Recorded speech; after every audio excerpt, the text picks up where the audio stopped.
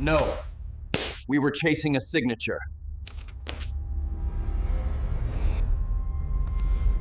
The city's power grid was about to fail. The auditors were stumped. The numbers are ghosts, they said. But the old black cashier at the downtown grocery saw the flaw in the city's books. She knew because she was the one who had designed the original accounting system they had stolen and corrupted. To the hurried, important people who shopped at the city central market, she was a fixture of their daily routine, as familiar and as invisible as the green plastic dividers on the conveyor belt. Martha Caldwell, at 65, was a cashier, a woman whose world was a small, brightly lit square of linoleum and the steady, rhythmic beep of the barcode scanner. Her movements were a testament to a lifetime of quiet efficiency, her hands, marked with the fine lines of age, moving with a practiced grace as she tallied up the cost of other people's lives. Organic kale, expensive cheese, diapers, and cheap beer. They saw an old, tired woman, a ghost in a faded blue smock who offered a polite, weary smile and asked if they had found everything okay. They never suspected they were looking at the woman who had once been known as the Oracle of Accounts, a brilliant, self-taught forensic accountant who had designed the city's original municipal finance software in the 1980s. A woman whose career had been destroyed and her work stolen by a corrupt city official who had then used a minor, trumped-up error to have her fired and blacklisted from the profession. She had found a strange, quiet refuge in the simple, honest math of the grocery store, a world where every number had to balance at the end of the day.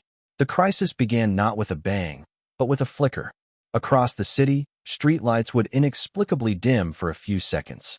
The power grid, a massive, complex system that was the lifeblood of the metropolis, was showing signs of a deep, systemic instability. The city's top engineers were baffled. The hardware was sound. The software diagnostics were clean. But the system was drawing far more power than it should, phantom loads appearing and disappearing like ghosts in the machine. The problem, as a team of high-priced auditors had discovered, was not in the grid's engineering, but in its finances. The city's books were a mess. Millions of dollars allocated for infrastructure upgrades and maintenance had vanished into a complex web of shell corporations and falsified invoices. The grid wasn't failing because it was old. It was failing because it was being deliberately starved.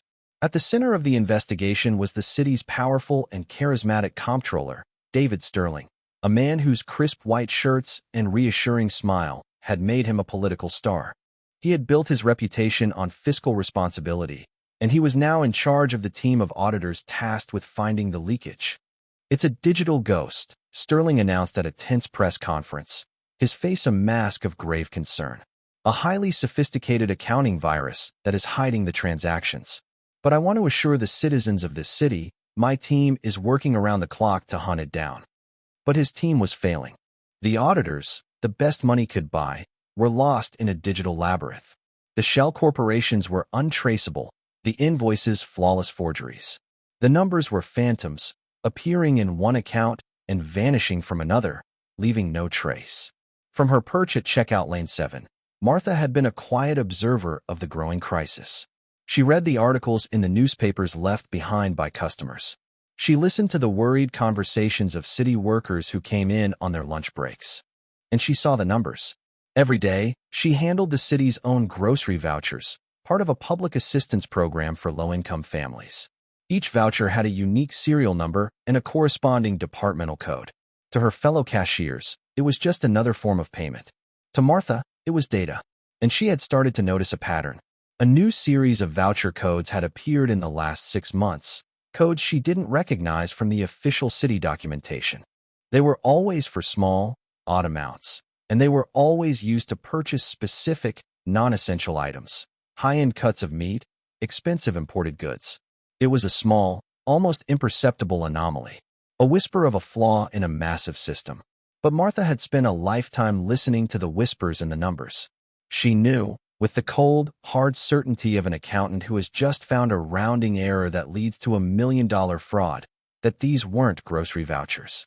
They were a key, a simple, brilliant, and utterly brazen way to launder stolen money in plain sight. She understood the system because she had built it. The original software she had designed had a triple-entry verification protocol for all voucher codes, a system she had created to make this kind of fraud impossible. But the men who had stolen her work had clearly dismantled her safeguards, believing no one would ever notice a few stray dollars in a multi-billion-dollar city budget. They had forgotten about the quiet, invisible woman at checkout lane 7. She knew she had to say something. But who would listen to an old cashier? To approach the powerful David Sterling with a theory about grocery vouchers would be to invite ridicule and dismissal. She remembered the sting of it from 30 years ago, the way they had looked at her, as if she were a madwoman. But as she tallied up another voucher with the phantom code, she thought of the flickering streetlights, of the strain on the city's heart. This wasn't just about stolen money. It was about a city on the brink of collapse. And she, the ghost in the blue smock, was the only one who could see why. The knowledge of the phantom vouchers was a familiar, unwelcome weight in Martha's chest. For 30 years, she had found a strange peace in the simple, honest math of the grocery store, a world where the day's receipts always had to balance to the penny. It was a stark contrast to the world of municipal finance she had fled, a world of shadows, ghosts, and numbers that could be twisted to tell any story the powerful wanted. She had promised herself she would never go back. She was just a cashier now. It wasn't her fight anymore. But as the days turned into a week, the city's problems grew worse. A rolling brownout knocked out power to an entire neighborhood during a heat wave. The subway system experienced a series of crippling signal failures, stranding thousands of commuters. The newspapers she read during her quiet lunch breaks were filled with stories of failing infrastructure, of a city on the brink. And every day, the phantom vouchers would cross her conveyor belt, small, paper ghosts that represented the millions being siphoned from the city's veins. Each one felt like a personal accusation. She knew she couldn't stay silent. Her system, the one she had designed with such pride and care, was being used as a weapon against the very people it was supposed to serve. To do nothing would be a betrayal of the woman she had once been. She decided to start small, to plant a seed of doubt, just as she had done all those years ago. Her first attempt was with the store manager, a harried, overworked man named Mr. Henderson. During a quiet moment at the end of her shift, she approached his small, cluttered office. "Mr. Henderson," she began, holding one of the phantom vouchers. "I was just wondering if the city sent out a memo about a new series of voucher codes. These X9 series. They're not on the official list, and the register has to override them manually. I'm concerned it might be a security issue." Henderson barely looked up from his inventory sheets. "Martha, if the register accepts it, it's fine. The city's books are a mess. They're probably just testing a new system. We have enough to worry about with our own margins. Just process them." The dismissal was not unkind, but it was absolute. It was the same bureaucratic indifference she had fought against her entire career. Her next attempt was more direct. She knew one of the junior auditors on Sterling's team, a young, eager-looking man named Ben, sometimes came in for a sandwich during his lunch break. She timed her own break to coincide with his, finding him in the small employee cafeteria. "Excuse me," she said, her voice soft and unassuming as she sat down at the table next to his. "I couldn't help but overhear you talking about the city's accounting virus. It sounds like a terrible mess." Ben, flattered to be recognized as part of the high-powered team, puffed out his chest slightly. "It's the most sophisticated fraud I've ever seen," he said. "The numbers are completely untraceable." "It must be so difficult," Martha said with a sympathetic nod. "You know, my late husband was an accountant. He always said the most brilliant frauds are the ones hidden in plain sight, in the small, everyday transactions that no one bothers to look at." She gestured with her cup of tea. "Like grocery vouchers, for instance. Thousands of them a day. Who would ever think to look there?" She saw a flicker of interest in his eyes, a spark of genuine curiosity, but it was quickly extinguished by the ingrained arrogance of his profession. "That's an interesting thought," he said, his tone becoming condescending. "But we're dealing with multi-million-dollar wire transfers and complex digital ledgers. I don't think the answer is in the price of a loaf of bread. But thank you for the suggestion." He stood up, crumpling his sandwich wrapper. Back to the digital salt mines. The seed had been planted, but in soil that was too proud to let it grow. Martha watched him leave, a familiar, weary sadness settling upon her. They were all looking at the sky, searching for a thunderclap, while the real rot was spreading silently in the roots beneath their feet. She knew then that she had to provide them with something they couldn't dismiss. Not a theory from an old cashier, but a piece of cold, hard data. That night, after her shift, she did not go home. Instead, she went to the public library. For years, as a quiet hobby, she had been tracking the city's public spending through their open-access financial portals. It was a way to keep her mind sharp, a silent game she played with the ghosts of her past. She sat at a glowing computer terminal in the quiet, empty library and began to work. She didn't have access to the city's internal systems, but she had something better: 30 years of knowing exactly how the city's financial blood flowed. And she had the phantom voucher codes. She began to cross-reference the voucher numbers with the city's public payment records to its thousands of vendors. It was a painstaking, needle-in-a-haystack process. But after 3 hours of meticulous, focused work, she found it. A pattern.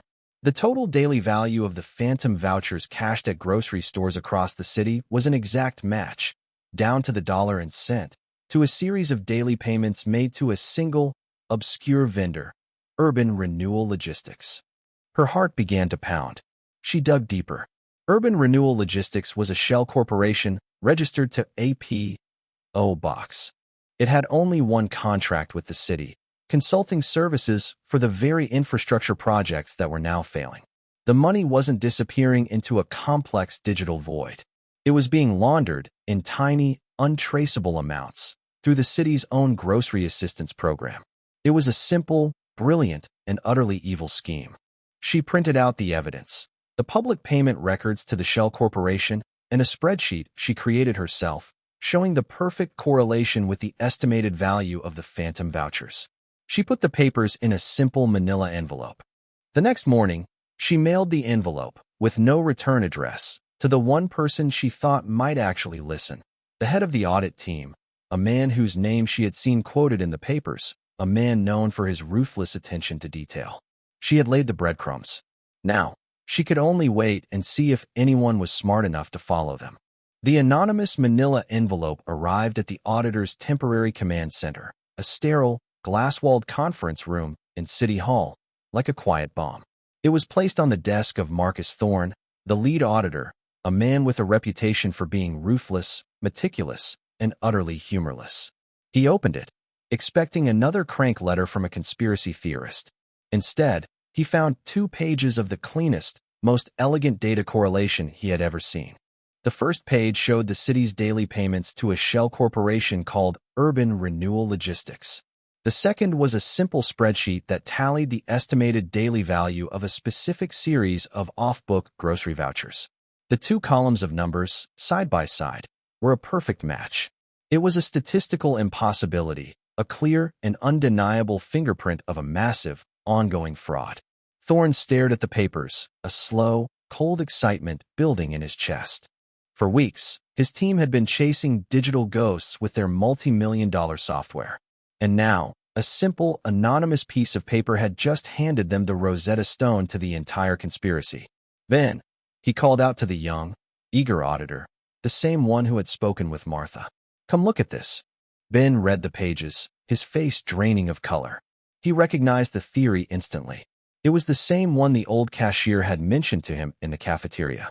The idea he had so arrogantly dismissed. "Sir," he stammered, his voice a mix of awe and shame. I think I know where this came from."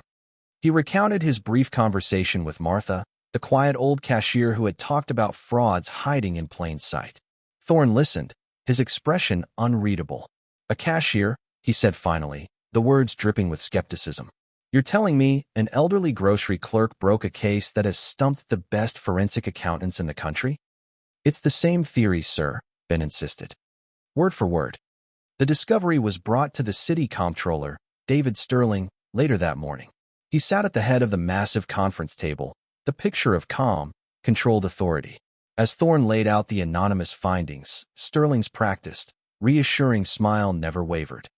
"Fascinating," Sterling said, leaning back in his chair. "A very creative theory. But it's just that, a theory. There is no concrete link between these phantom vouchers and any official city accounts. It's a clever coincidence, nothing more. We need to focus on the digital breach, not on the spending habits of welfare recipients. He was smooth, dismissive, and utterly convincing. He masterfully redirected the conversation back to the accounting virus, the digital ghost he had created as the perfect scapegoat. But Thorne, whose entire career was built on a deep-seated distrust of easy answers, was not convinced. The math was too perfect. "With all due respect, comptroller," Thorne said, his tone firm. "A coincidence of this statistical magnitude warrants further investigation. I'm assigning a junior team to track the physical path of these vouchers." Sterling's smile tightened at the edges, a barely perceptible crack in his calm facade. "As you wish, Mr. Thorne, but I urge you not to waste too many resources chasing the price of bread." The investigation began, and it was a frustrating, painstaking process. Ben and a small team spent the next 2 days visiting grocery stores, collecting voucher receipts, and trying to build a paper trail. But the system was designed to be anonymous. Meanwhile, the city's power grid was becoming more unstable. A major substation in the industrial district overheated, causing a blackout that lasted for 6 hours and cost the city millions in lost business. The pressure on Sterling and his team was immense. It was on the 3rd day that they got their break. At the city central market, Ben was once again speaking with the manager, Mr. Henderson, when Martha, who was on her break, approached them. "You are looking for a ghost," she said quietly, her voice just for Ben to hear. "But you are looking in the wrong graveyards. You are tracing the vouchers after they are used. You need to trace them from their source." Ben stared at her, the memory of her previous, eerily accurate prediction still fresh in his mind. "How?" he asked, his voice now filled with a genuine, desperate respect. "Every voucher, even a phantom one, must enter the system somewhere," Martha explained, her voice low and patient, like a professor tutoring a struggling student. "The city's central processing for all public assistance programs is in the basement of the Municipal Services Building. The paper vouchers are scanned and reconciled there every night. If you want to find your ghost, you need to go to the place where it is born."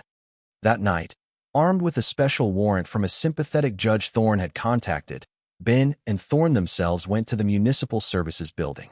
The basement was a labyrinth of old filing cabinets and humming servers. They found the voucher processing center, a small, forgotten room where a single, overworked clerk was running stacks of vouchers through an ancient scanner.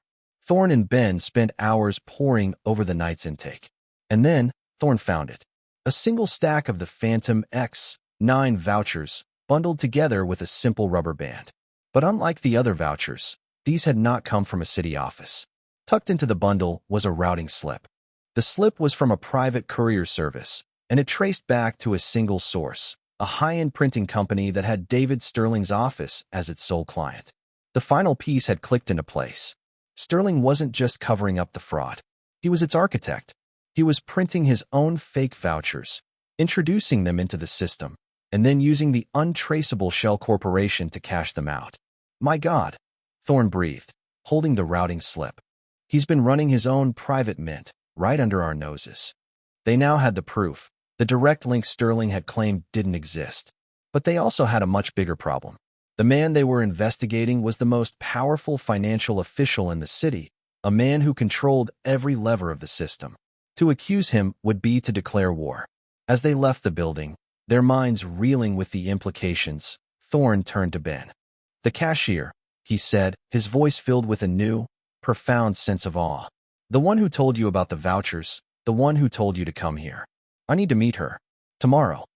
The meeting took place the next morning, not in a sterile city hall conference room, but on a neutral, humble ground of Martha's choosing, the small, sunlit employee cafeteria of the city central market.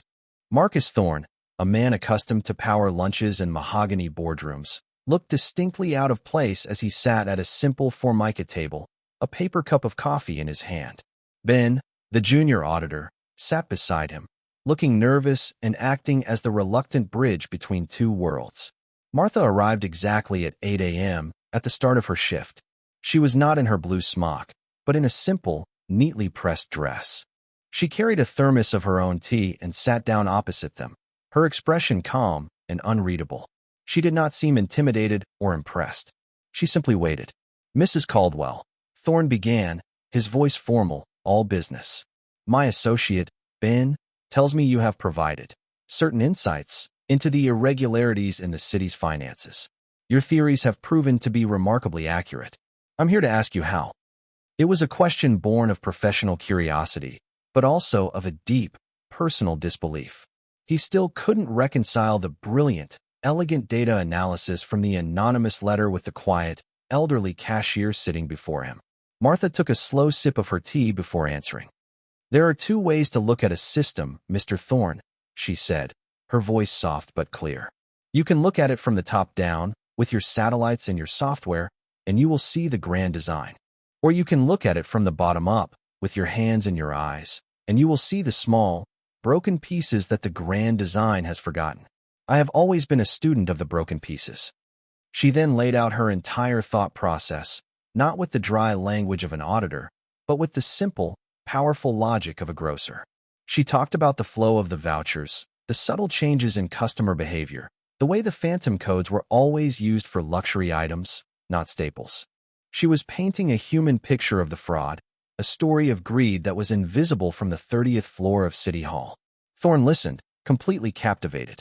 He had spent his life with people who used complex language to hide simple truths.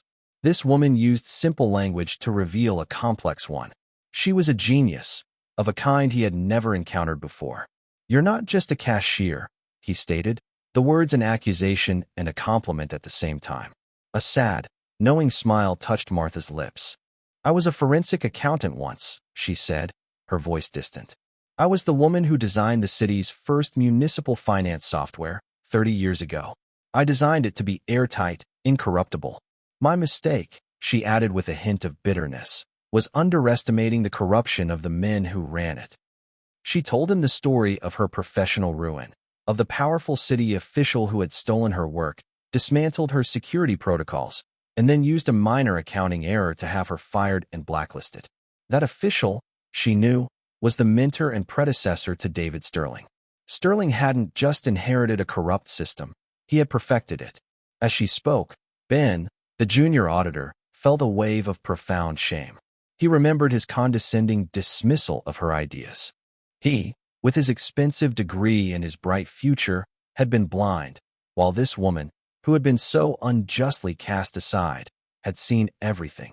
We have the proof, Thorne said, snapping back to the present. The routing slip for the vouchers. It leads directly to Sterling's office. We can take him down. Martha shook her head slowly. You have a piece of paper, Mr. Thorne. A piece of paper Sterling will dismiss as a forgery, a clerical error, a frame-up. He is a master of narrative. He will control the story.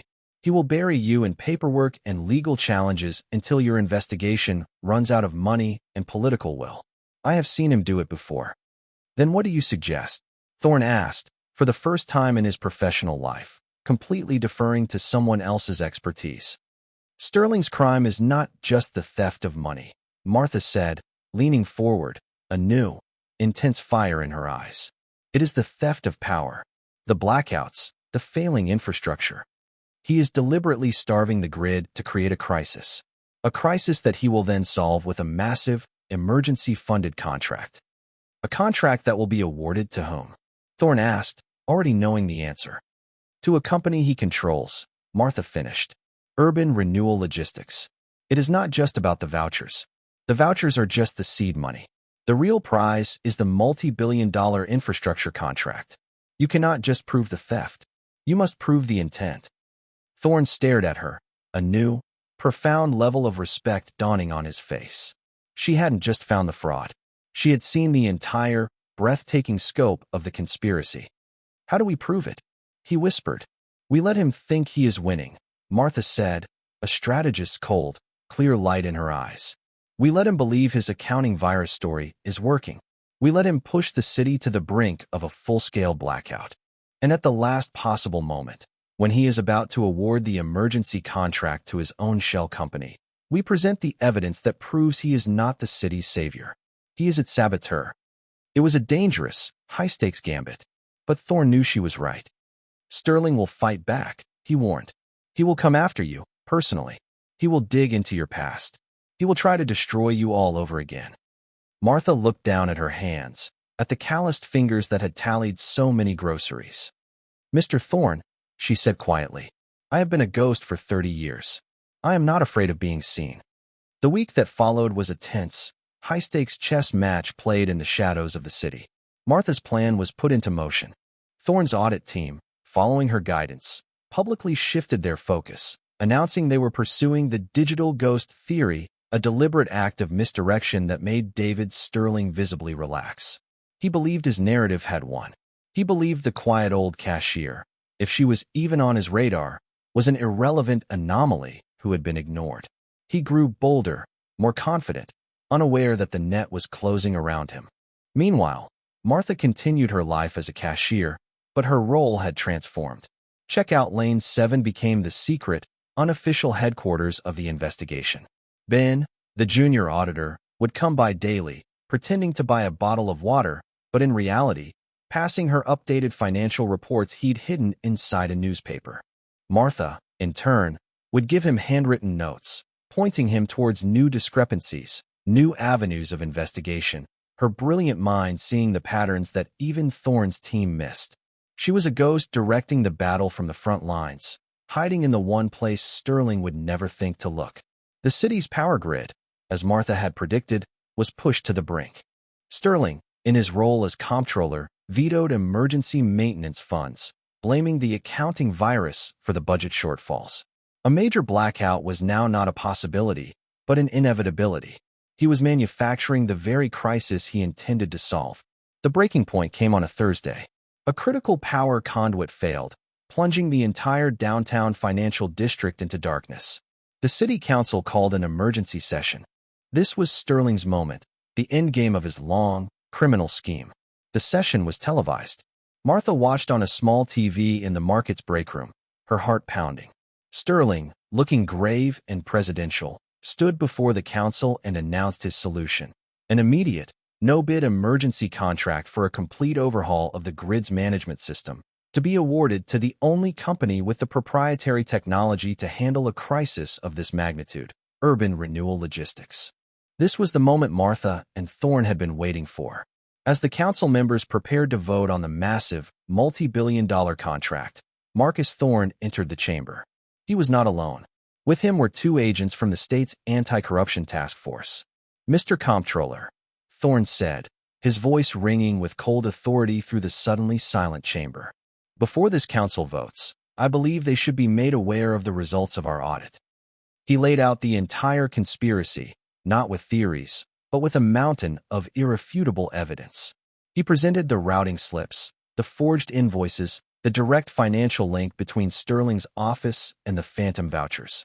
He showed them how Urban Renewal Logistics was a shell corporation, owned, through a series of trusts, by Sterling's own family. He proved that Sterling had not just been stealing money. He had been deliberately sabotaging the city's power grid to award himself a corrupt, billion-dollar contract.